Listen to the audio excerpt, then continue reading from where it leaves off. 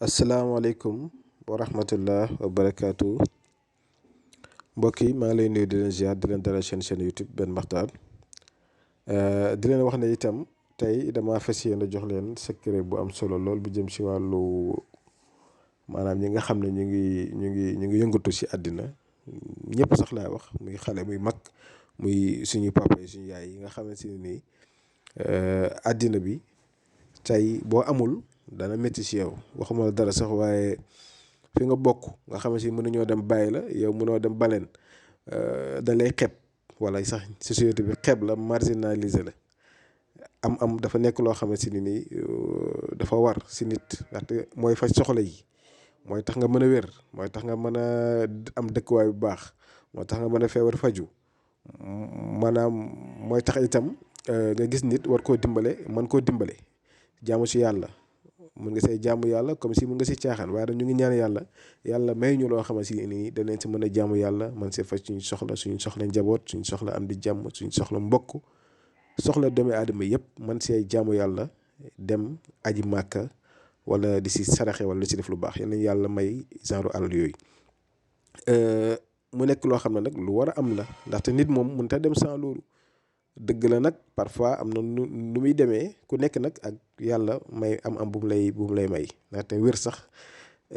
am la waaw ndaxte nit mun naa yor ay milliards am feebar bu ne si moom nga xam ne si ay milliards koy faj fekk yow yaa ngi wér te mu mënta faju kon nag tey benn secret laa leen bëggoon a jox bu am solo boo xamante ne nii pour ngeen def ko ñi nga xamante ni itam duñ ko mën a bind wala duñ ko mën a def man ngeen contacter ma xool nu ma leen koy defaree. feex na may def ba nga mën see jot ndaxte mbir mi jafewut méttiwut yàlla mooy joxe xam-xam am na lu ñu jot a xam nag nekkul ne lépp lañ xam am na lu ñu jot a xam as tuut waaye lépp lu ñu xam rek incha allahu rabi ñu ngi ñaan yàlla dimbali ñu bañ mën di ko siddu ak yéen kon secret bi naa leen ko expliquer léegi ni ngeen ko war a defee mooy loo xam ne si ni jafewul zikir yi jafewul bind bi tam jafewut xanaa kay. bind bu baax yenn saa yi nag am ñu ma yónnee ay affaire ndeysaan di góorgóorlu ndax sëñ bi ndax lii baax na ma ne lii de moom wax dëgg yàlla boobu am na si yoo xam ne nag day xaw a doy waar waaw bind bi moom day xaw a doy waar waaye nag ngeen ko bind bu jub mooy suñu mbokk soxna yeeg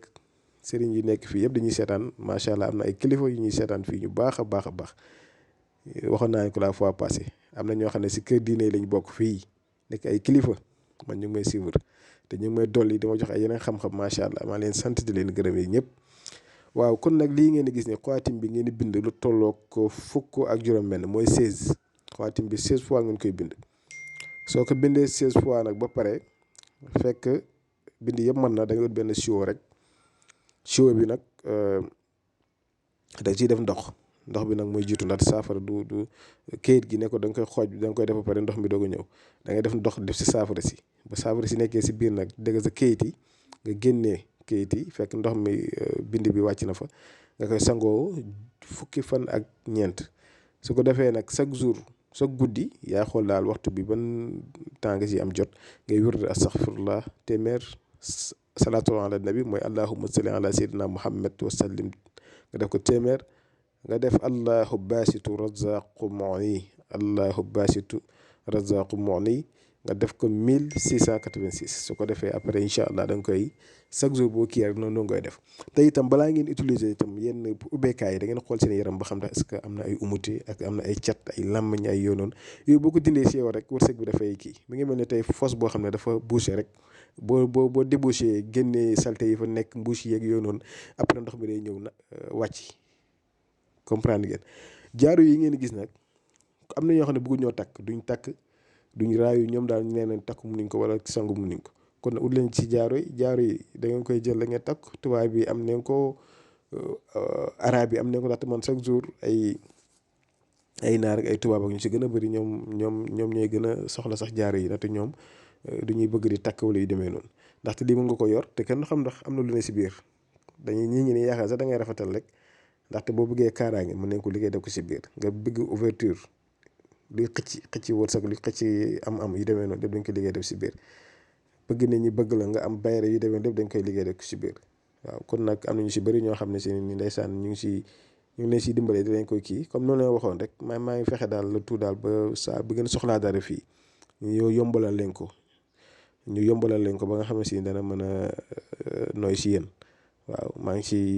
waxtaan naa si ak ki nga xam ne mooy defar jaaro yi ba dimbale na ma daal ba de moom dana si jàpp képp koo xamee si itam soxla na si rek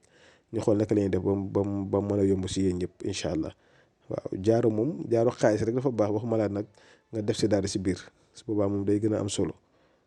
waaw kon nag secret bi ni ma la ko waxee dana ko defee noonu ba pare itam waxtu julli bi ngeen jullee maa leen conseillé ngeen di jàng suratul fatiha muy alhamdulillahi rabbil alamin arrahmaani rahim maliki yawmi din iyyaka na'budu wa iyyaka nasta'in ihdina sirata mustaqim sirata lazina an'amta alayhim ghayri maghdubi alayhim wala daalin amin. dégg ngeen koy def waxtu julli boo jullee rek nga di ko def waxtu julli boo jullee nga di ko def saa boo sëlmalee nga def ko fatiha 41 loolu bi waaj tëdd nag bu la neexee nga def sax fatiha 205